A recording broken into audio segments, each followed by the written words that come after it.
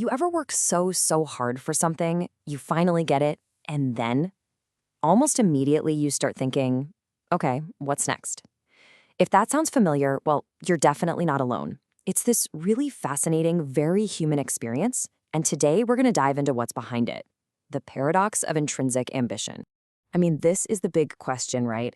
It's a feeling that can be super motivating, but also, let's be honest, a little confusing. So you get that promotion you wanted, you finally finish the marathon, you hit the goal, and yet there's this little nudge inside, this quiet whisper asking, is that it? What else can I do? And this just says it all, doesn't it? You've reached the summit, a moment that should be pure victory. But instead of just soaking it all in, your gaze is already locked on that next, maybe even bigger peak on the horizon. The moment of accomplishment immediately becomes the starting line for a whole new race.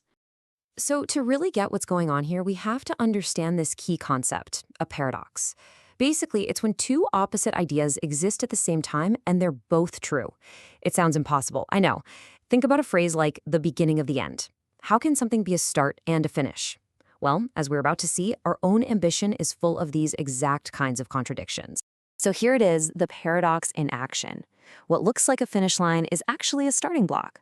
The celebration party is also kind of a strategy session for the next big challenge. And look, this constant forward-moving energy, it isn't a sign that you're ungrateful or can't be happy.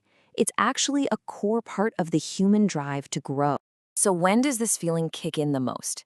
Well, the research points to a few key triggers. For instance, maybe you finished a project way ahead of schedule and realized, hey, I've got more in the tank. A lot of the time, it's just that pure drive for self-improvement. Learning a new skill just because you want to be better. We also push when we know it's good for our future selves. And this last one is really important. When that ambition doesn't come at the expense of other people. It's a drive for success, but not at any cost. A really helpful way to look at this is to reframe it. It's not about dissatisfaction. It's about a willingness to go that extra mile. It's an unexpected journey you decide to take. And the beautiful part is that the reward isn't just about getting to some new destination. It's the attempt itself. It's about discovering what you're really, truly capable of. Now, to understand the why behind all this, we have to look at the two forces at play. Intrinsic drive and extrinsic drive. Intrinsic, that comes from your core. It's what you genuinely want deep down, and it's pretty steady. Extrinsic drive, that's all the outside stuff. The promotions, the praise, the status. The source we're looking at calls this magic dust, which is perfect because it's powerful, but it's also gone in a flash. And this quote just nails it. After all that external magic dust wears off, and it always does, the applause stops, the new title gets old, what are you left with? You're left with yourself, your internal, intrinsic self. And that's why having that strong core, knowing what you actually want, is the real key to any kind of lasting fulfillment. Okay, so if we have this deep inner drive, does that mean the answer to every problem, every goal is to just push harder, more force, more effort, just keep pushing?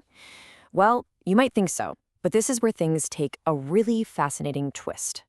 Some doors only open when you stop pushing and start leaning. Just let that sink in for a second.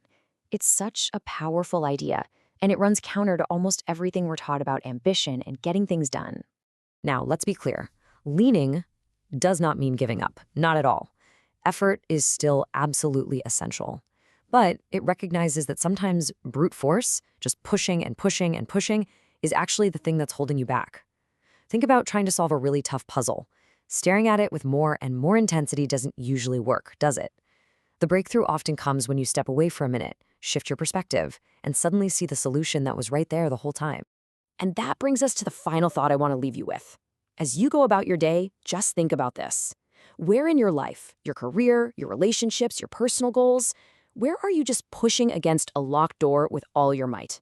And what do you think might happen if, just for a moment, you stopped pushing and just started leaning?